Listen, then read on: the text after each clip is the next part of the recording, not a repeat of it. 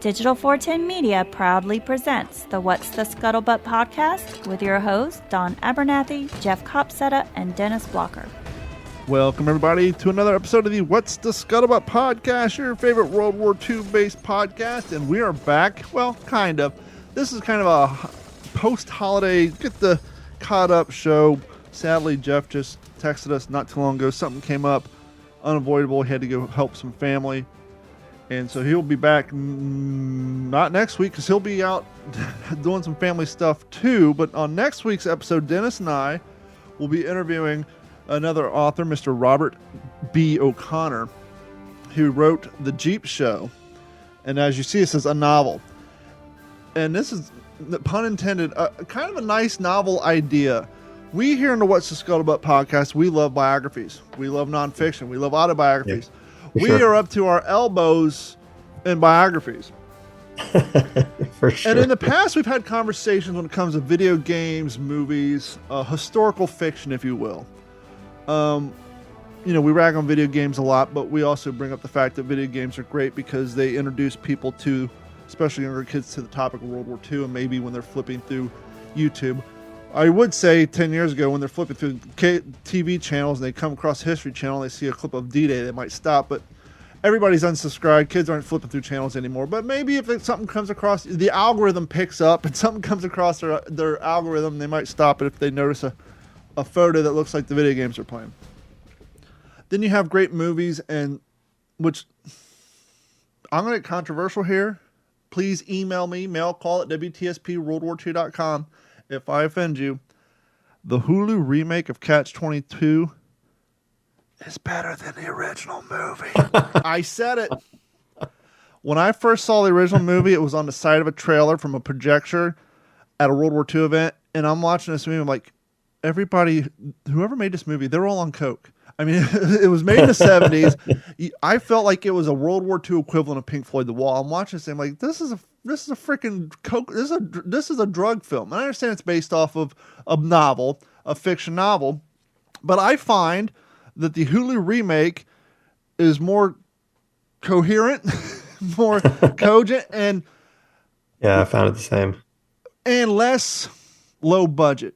And I know that's hard to understand when in the original movie they actually had real airplanes, but when it came to like the gory effects, like when the swimmer gets his head cut off by the guy flying the plane over him, it looks so cheesy and so dumb. You know, you had the foam head flying off and squirt. They like completely redid that scene. The miniseries is better, but the reason I bring it up is the miniseries and Catch-22 is a bit of, it's still out there. It's completely super fiction, but I'm just bringing this up as leading into this book. It's fictional characters, fictional events taking place in a real timeline and things that we all know and love. So maybe step away from the biography. From what I understand, when the author was writing this book, actually what led him to write this book is he was doing research on a real life person who participated in these type of quote unquote Jeep shows, which the concept behind this is instead of, you can't send a big full scale USO show to the front lines. You know, Bob Hope's going to go to the rear with the gear. The whole concept of Jeep shows, you get 3 actors and a Jeep driver, and as they say in the book, it's a K-ration equivalent of a USO show, and you're going out to the front line to try to boost morale and entertain people. We all know Mickey Rooney served in World War II. We all know he was a famous actor, and in the entrance of this book, they said, you know, we've taken some real names and some real people and the concept of them, and we've fictionalized them to tell this story. And the story, it's about a Jeep show, and they travel around, and we'll get into it in depth next week. But it's fun to read a fiction-based story in real timelines after reading real stuff, true stuff. And I'm interested, and we'll get into it next week, I'm interested to see your opinion, because when I'm reading this, it reads like a movie or a TV show. And just give you like one little hint. Wow. I'll get into. And the cool thing is the way the author does this, it's almost like he takes all the stuff that we know about World War II, just the little things, right? And peppers it in there when developing a scene, developing a storyline, developing a character. He peppers all these little things in as almost a way to bring up non-World War II aficionados into the world and the timeline of World War II. Oh, that's smart. For example, when they're at boot camp, they're talking about breaking a new M1. He didn't come out and say M1 thumb, but he talks about, when shooting the M1 and getting familiar with the new rifle, you don't want to. He uses colorful words to basically describe M1 thumb. Now, we all know what M1 thumb is, and so he didn't have to say M1 thumb, but things like that. But then there's kind of like a comedy aspect. So he's painting a picture. The characters having this back and forth. Because once again, this is about a traveling comedy group in a Jeep called, they're broken up in different groups called Jeep shows. But at boot camp, the way he writes it, it's almost like you're watching Catch-22 type show. More serious. It's not far out there, but just follow me along here.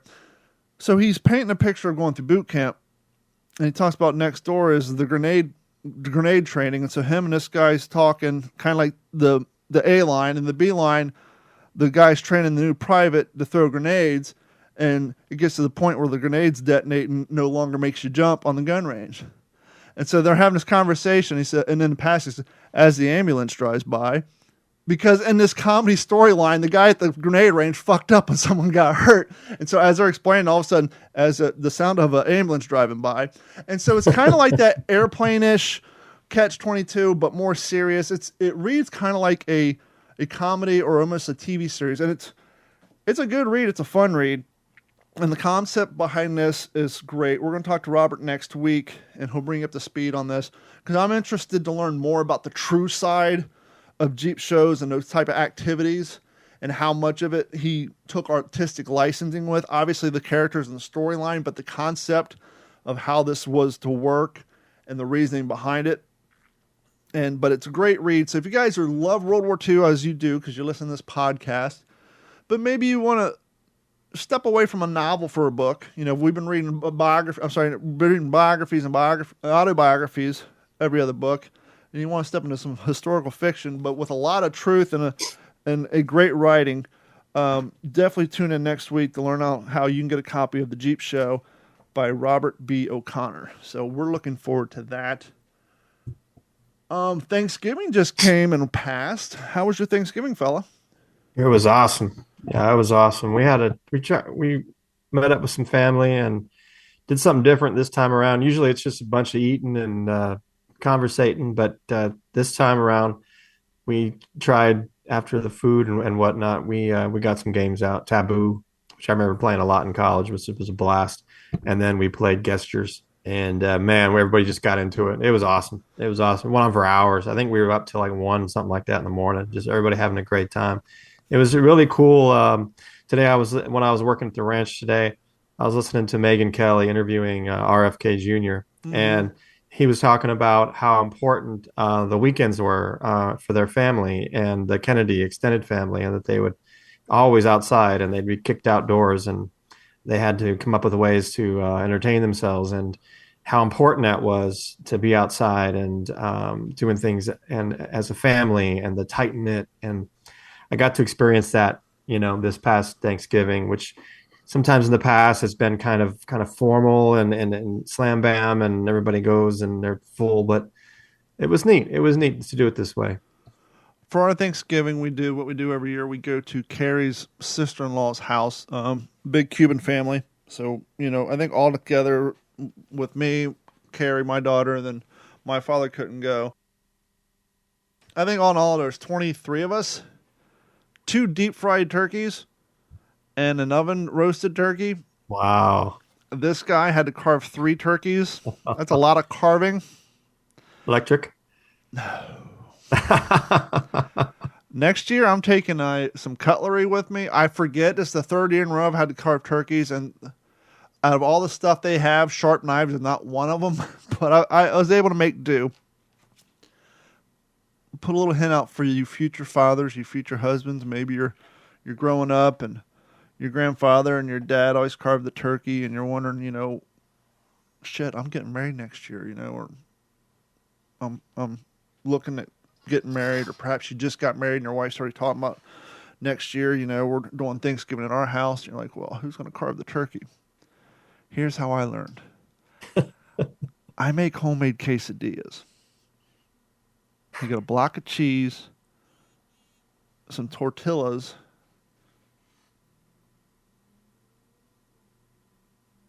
Okay, Jeff's coming on. So, hold on. So while I invite him, here's the deal. You get tortillas, a block of cheese, and then Publix, our grocery store, and a lot of grocery stores do it, sell rotisserie chickens. Oh yeah, And for so sure. you get the knife, you clean the chicken, and you use that for your chicken on your chicken quesadilla, and it saves you the time for having to fry up chicken. And since it's rotisserie, hypothetically, it's healthier. But my point being is if you carve enough enough rotisserie chickens, a turkey is just a bigger rotisserie chicken. So For it's sure. like going from working on a miniature model to working on a bigger model. And so you clean 48 scale to 72. enough. Yeah, you clean enough. You clean enough rotisserie chickens. Carving 3 turkeys in one night with a dull knife isn't bad. But yeah, so we did that. But as you can tell by maybe the raccoon eyes, my sunny disposition, someone turned the heat off here in Florida. Right now, Oh, I got wow. my Jeep cap on. I think it's currently in Florida right now. Keep in mind, we're lizard people and we live in hot humidity. It's currently 53 degrees Oh, outside. wow. And it got down to 40 last night. I've been sleeping with my windows open. Oh my goodness. So anyhow, Thanksgiving comes around. I had to work Wednesday because we're moving our offices, and then Thursday's Thanksgiving, but I had Friday, Saturday, and Sunday off. With the exception of Saturday, I got up at 5:30 on Friday, Sunday, and even Thursday before Thanksgiving, and I went out on my kayak. I think I spent 15 hours kayak fishing over the last 4 days. And to your point, I've lived in Florida for 20 years. I just started fishing within the last 4. I have spent more time outside off of my phone, with the exception of when I'm taking photos or if I'm live streaming, out in nature, fishing on a kayak, obviously the World War II events. I spend so much time outdoors. And sunlight's good for you. The oxygen's good for you. Yeah, for The sure. sounds, the sights, seeing things are good for you. I did some saltwater fishing on Sunday. Saw 4 manatee. Oh, that's so cool. Caught 3 snook on my kayak. A redfish. My buddy caught a 2.5-pound snook. We were cleaning it up, but just being outside, outdoors, away from air conditioning, away from YouTube, away from everything, it is so good for you. Oh yeah. And we've talked about in the past. Sorry, just letting Jeff know. One of the nice things about if you're able to do an overnight, a weekend long living history event, and you have the equipment or the means or the body to sleep on the ground underneath the wool blankets for the weekend, or during the day, just sitting on the ground. Just something about that physical contact with the Yes. earth, sleeping in the trees, breathing the fresh air, Yes. getting drunk, passing out at 2 a.m., and then still waking up at 6 a.m., it Absolutely. recharges you. It does something for you.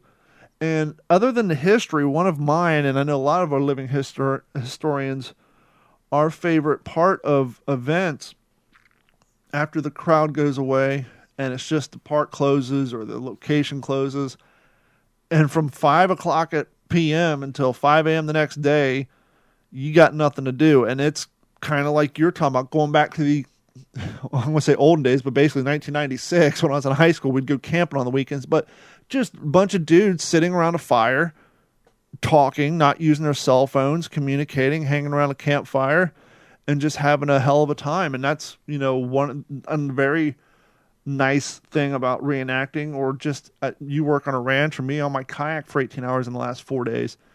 Get outside, people. Yeah, for sure. We need it. We're not getting outside enough. Yeah. What's going on, Jeff? Hey guys. Hey, man. I like your ensemble there. Is that a Barnes shirt?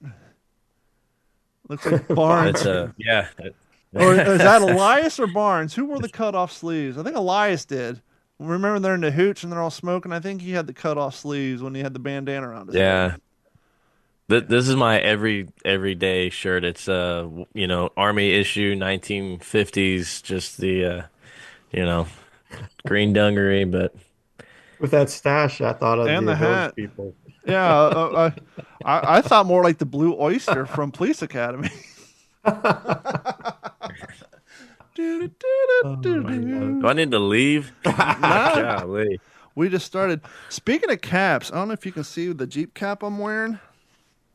I don't know how I find myself in these cool situations. This is a first run from Czechoslovakia of a guy I came across Facebook, and this has defects on it, which is why it's a first run. But he's trying to make a more authentic Jeep cap. For example, here's the one we all know and love. Looks like a modern day sock hat, kind of fat, kind of poofy. This is one I got from one of the, obviously not World War II impressions right at the front, but somewhere else. And this is the one he's making. And he noticed when he got it that the color's a little off, but he's using a little bit different knit. So it doesn't look so much like a 1980s sock hat. You know what I mean? You can see the difference in puffiness.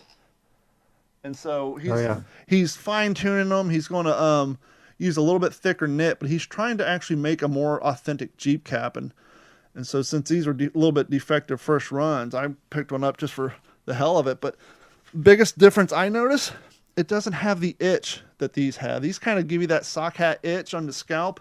This one doesn't. Plus, being in Florida, it's thinner. On those mornings where it's super chilly out, like it's 53 now, and maybe you wear it a little long, it doesn't get so hot. So, yeah, I'm interested to see how run number 3 looks. I mean, this is run 1, and the color's a little bit off. When you're reproducing or coming up with a new design and you're a new company, you got to find new vendors and all that stuff. So he's going through that section right now and trying to sort this out so that That's cool though. maybe we can have a more authentic, less expensive, I think including the international shipping from Czechoslovakia is probably paid the same as I did for the well-established one that's out there. But yeah, so it's nice and cold here. And Jeff, before you came in, we were just discussing our Thanksgiving Day fairs and what we did. How was you and your family over Thanksgiving? Well, it's hard to complain. It was not a normal Thanksgiving for us, just barring the issues that my dad's had, but um, it was nice. I was back in the classroom today.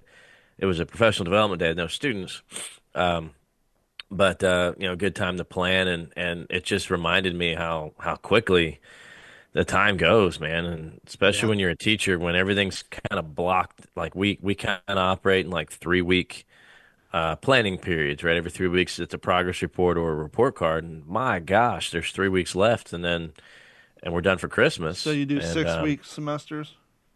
yeah, 6 week marking periods there. So it goes so fast, and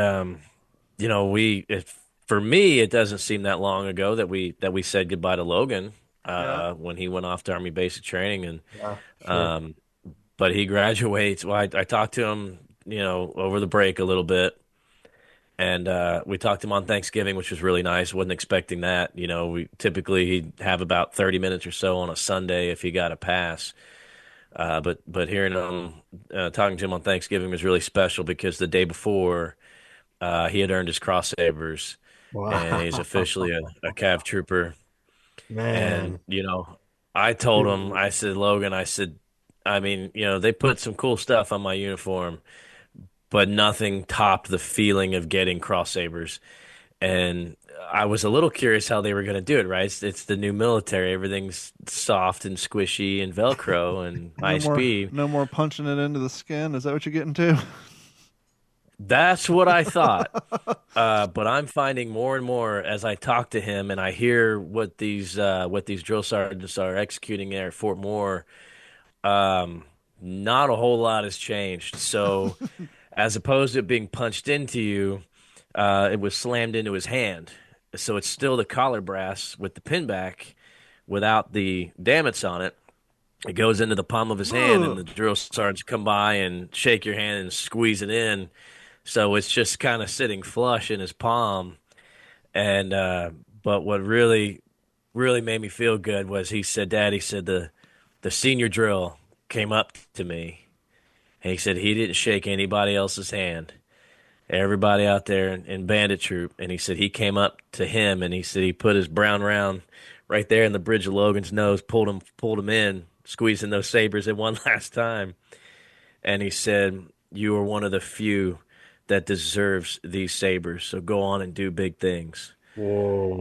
And that was really, yeah, to really hear that. I mean, there Wow. guys got recycled. That's still a thing.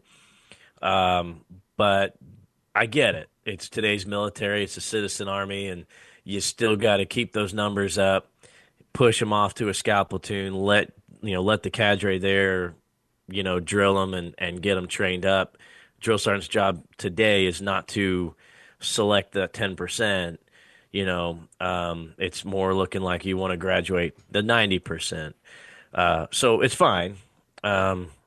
But Logan earned everything that the Army gave him, and he's going to continue to do good things. We found out he will be at Fort Riley, Kansas, which is a really really cool pre-Civil War post, and he's going to Quarter Cav, First Battalion, Fourth Cav Regiment, First Infantry Division, Big Red One. So lots Wow. of really cool World War II ties there. I mean, even Yeah. World War One and Vietnam. So he's pumped, and he may be cycling to Korea possibly as early as February for his first deployment Wow. rotation. So he's gonna hit the ground running, and it's really something special to see for sure. Congratulations to you. You gotta be super proud. But yeah, yeah, we're gonna be happy to get him back next week. So I'll be out of pocket. But yeah, good stuff going on. Dude, Hell man, I'm yeah. so proud. Yeah. Dude. Now, doing this completely blind, not getting any details, no names or nothing. Uh, Dennis, I know you were working on something that could turn out to be very cool. A few weeks ago, you had a meeting with someone. How did that kind of go? Good? Yeah. In the middle? Still working? Yeah. It went very, very well. Cool. What is up, everybody? On behalf of everyone here at Digital 410 Media, I just want to say happy Thanksgiving. And we're doing it again. We're doing a back-to-back Patreon giveaway. So if you have yet to decide to sign up for Patreon, please head over to patreon.com/D410. Sign up for the December member prize giveaway. This month, we're thrilled to feature the beautiful exclusive print from Military Aerospace Art, showcasing the incredible bravery of First Lieutenant Huey Lamb Jr. The stunning piece captures a historic mission on March 19th, 1945, with Lieutenant Lamb piloting his P-51 Mustang, the Etta Jean II, intercepting and destroying a low-flying Ardo 234 jet. Don't miss your chance to own the slice of World War II aviation history that is autographed by Huey Lamb Jr. Thank you guys so much for your continued support through 2024. We're looking forward to 2025. Happy Thanksgiving, and we love you all. Yeah, I went met somebody um, in regards to one of the books I've been working on, and when I went to drive up there to meet him, I stopped at a cemetery on the way, something I'll do from time to time, and just plugged in my earbuds and put on my grandpa's favorite World War II song, Stardust. And this particular version was Tommy Dorsey's band. And I just it was a big deal, which I'll be able to talk about more freely in the future. But walking among the tombstones there and just listening to the voices and trying to get some inspiration and collecting my thoughts. And then I walked in and knocked it out of the park. Beautiful. And yeah, it was really, really awesome. And Speaking of your book, because the holidays are upon us and people are probably maybe trying to think of what they should get somebody for Christmas, and maybe they have a like-minded person in their lives, and we know they can get your current book, the one that just came out, via the link on our website, WTSPWorldWar2.com. But I think we mentioned in the past, if someone's interested in perhaps communicating you directly to maybe get an autographed version, which obviously they can't do on Amazon. How can people reach you to acquire? Should I just have them email at info at Yeah, I'm on WTSP? Facebook. Folks can friend request me on Facebook, Dennis Blocker, and also you can email me at Blocker Books, and the last letter for is a Z, Blocker Books at gmail.com. And promote your book a And little bit? yeah, and then we'll liaison through that. Um, yeah, I would, gladly do that. I was thinking about what would what would folks want to learn, or why would people want to try a new book, a new author? And it's like, well, that's the whole point. Let's see, give me a chance, try me out for this bonsai cliff, Desperation's Edge, the first of my short story series. um I've got really great reviews, and it's really touching a lot of people's hearts. And I got a copy off to Dan King today. He messaged me back. I told him, I gave him tracking number on it and everything, and he Nice. was super excited. I sent him a signed copy, and I'm really curious what he's going to think, because he's actually interviewed Japanese veterans fought at Saipan. And anyway, yeah, I have also my website. You can go to blockerbooks.com, and that in that case it's BLOCKERBOOKS.com. Now, Jeff, I don't know if you have it handy, and we've been threatening to take people down to Jeff Copsetta's model corner. I don't know if maybe tonight's a little bit of a good night to kind of dip our toe into that corner. Do you have that tank that you made by? Is your camera frozen? Are you? Oh, there you are. Do you have that tank handy? So Jeff has been tripling down on his modeling work, and he's gone past the point of just following the directions and gluing them together and slapping on the labels. He's now like doing the weathering and the battle scars and Yeah. the detailed painting.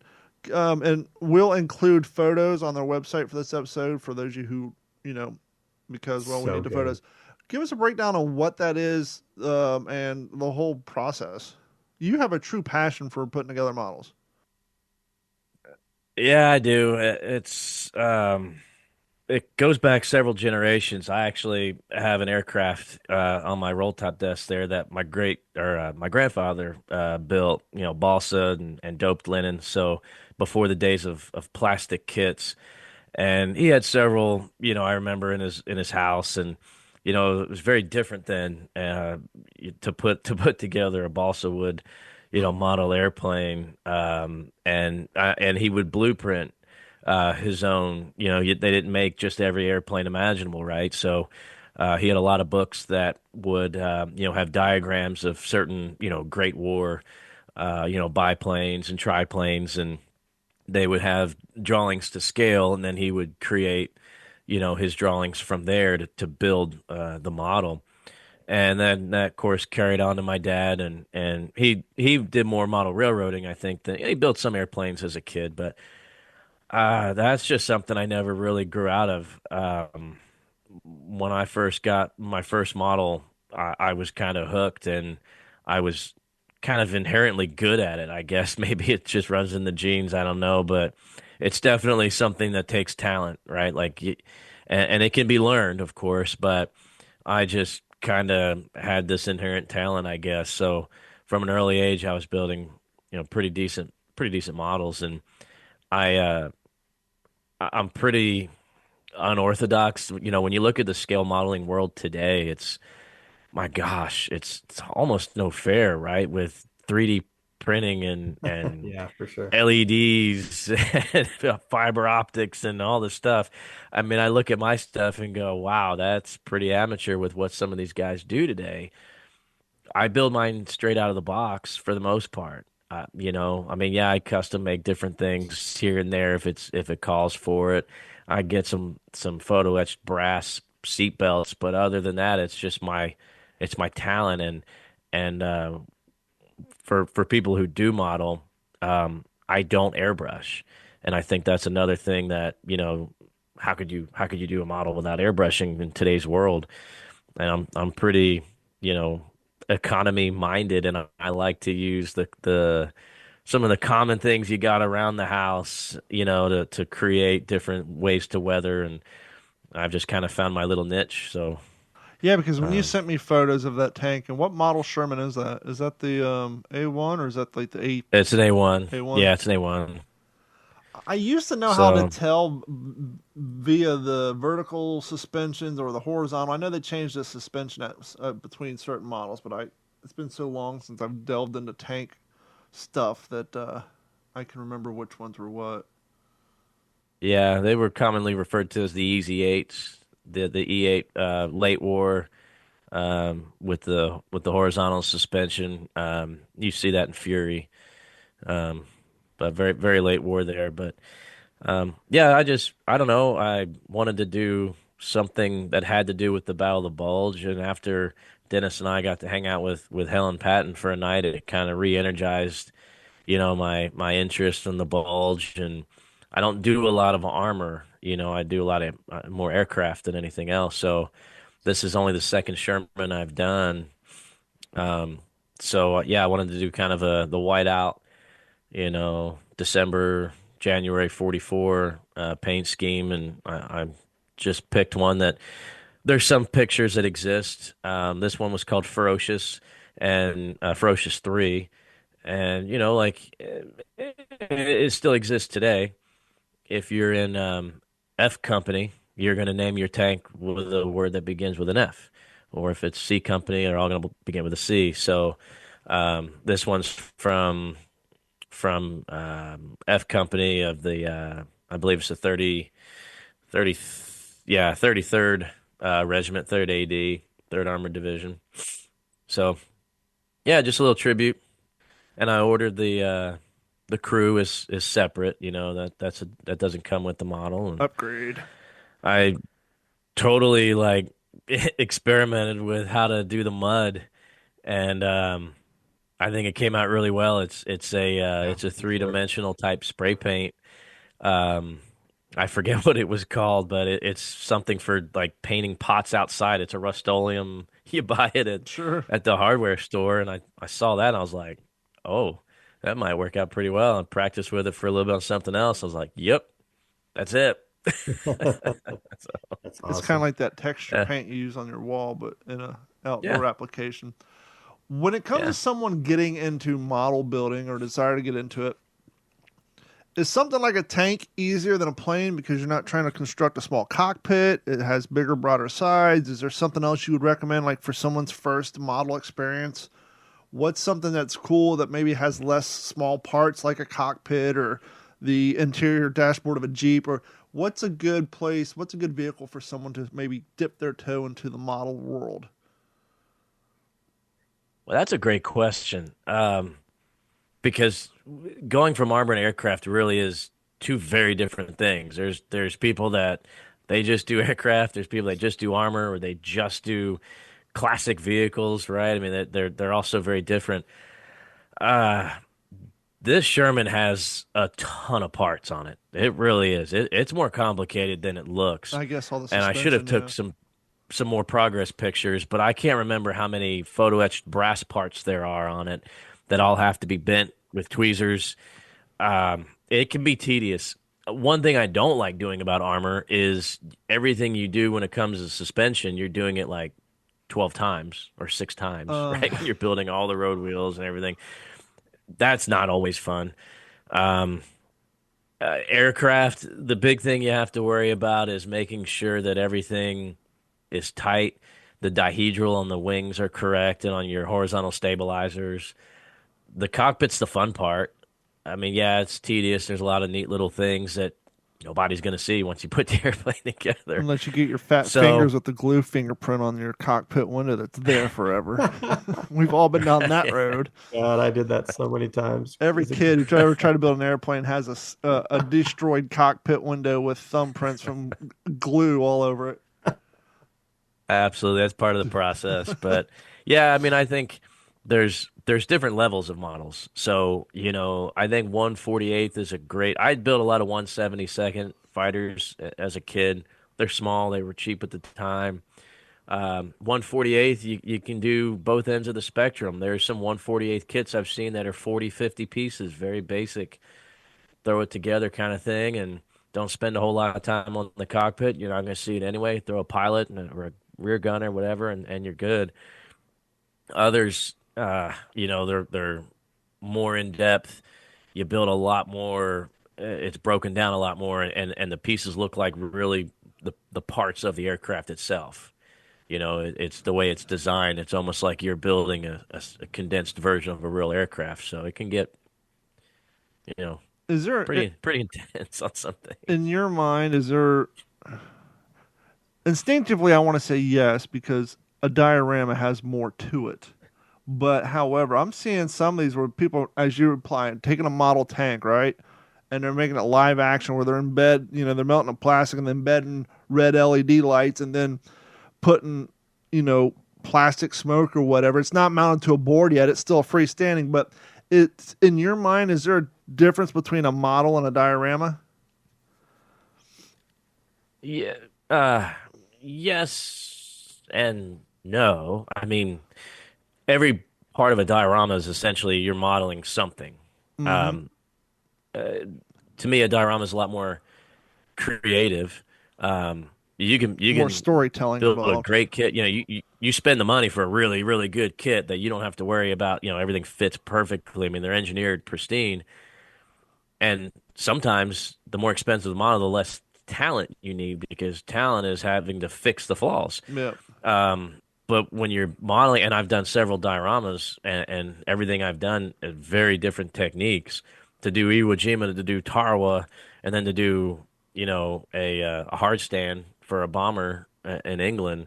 Yeah, that was All cool. very different. Yeah, they're all very different. So, I think to me, they're both one and the same, and they complement each other. But you're right. I think a diorama sometimes it tells more of a story for people who maybe don't understand, Dude, there are the pictures whole of your story. diorama of your B-17 hard stand. There are pictures that you've taken of that thing that unless you absolutely know, you would not be able to tell if it was Mm-hmm. real or not. Like if it was an actual, like you have done some amazing work on that hard stand. And The I remember you had it out, I think because it was like the sunset was right. yeah. Like it had the perfect orange hue and it just, oh, those pictures turned out so good. Yeah. I saw. It has nothing to Oh, do with That's World it War II. back there. so good. I every once in a while a kind of a video or on Instagram a photo will pop up of people's dioramas, and I saw one the other day. Someone recreated, and I don't know how they got the dust particles and everything. They recreated the opening jump scene from Dukes of Hazzard with the General Lee, complete with the broken bridge, dust trailing off of the back. It's like the amount of technology that they're using to make it look like dust particles are flying off the back of this thing. It's insane, the effort and like I said, the battleship scenes where you're seeing looks like flickering lights where things are on fire. It's just it's insane how much this stuff has changed in the last 10 years. It's like leaps and bounds. Yeah, it really hasn't. Honestly, I think one of the changes that I don't like about the hobby is the expense. Yeah. You have to try to keep an economy in mind because Yeah. you go to a hobby shop now, if you can find one, Yeah. that one that eBay hasn't completely shut down. And we're not talking about And Hobby Lobby. They don't count.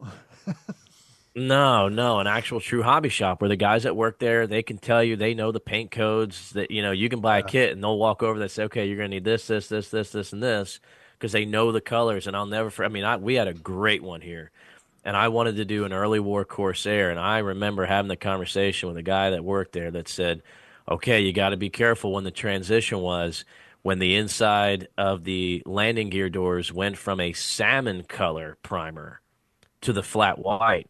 I thought everything was interior green. He's like, oh man, you got a lot to learn. He could probably tell you I what thought size everything was interior. X-Acto blade to use on what model because you got to trim it just right. Hey, Right, but that's the experience of a hobby shop. I mean, we should they try and get one know of those they're guys on here.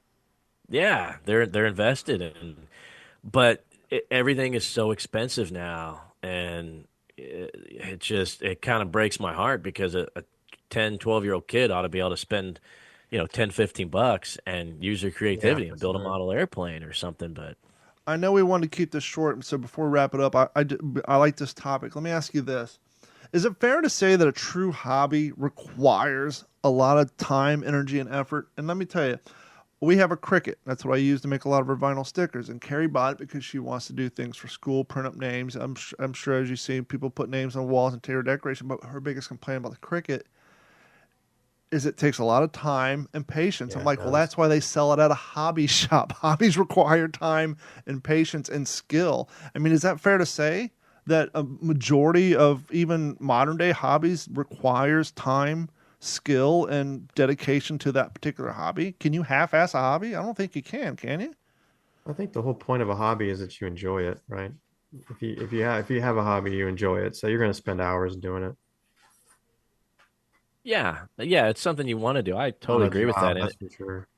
I was probably in my 30s before I realized that my dad's model railroad was an escape from police work. Hmm. Wow. Yeah, that's It so was his cool. escape, and that's just how it's always been for him. I mean, yeah, it's his hobby and he loves it, and he hasn't been a cop in 25 years, but it's something that's therapeutic for you. And I know even my wife's like, "What? That doesn't even look like fun." Oh my gosh! Like you got tweezers, these little tiny pieces. Like, but babe, like nobody's gonna know they're there, but I'll know they're there. And for me, what I do this for, it's another way to for it to be a tribute to the greatest generation. That's why I want to get it right. I built certain airplanes that have certain stories of the pilots or that battle.